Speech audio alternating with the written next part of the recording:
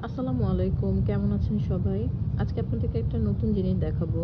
এটা আসলে কোনো আ রিভিউ না, জাস্ট নিজের একটা মতামত শেয়ার করা। দেখেন, কি সুন্দর একটা মধু, সরিষা ফুলের মধু।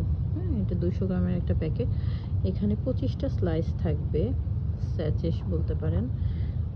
হুম, খুবই সুন্দর দেখতে প্যাকেজিংটা এবং ভেতরে একদম ঠিক বাচ্চাদের চুপা চুপ টাইপের চকোলেটের মতো।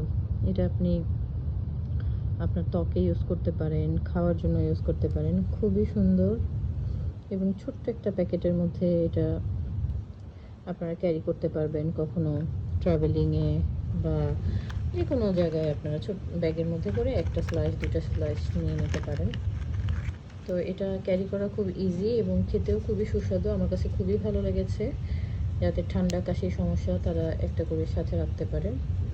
খুবই ইজি। অনেক সময় অনেক বড় বোতলের মধু বা কোনো কিছুতে ক্যারি করা খুব একটা ইজি হয় না।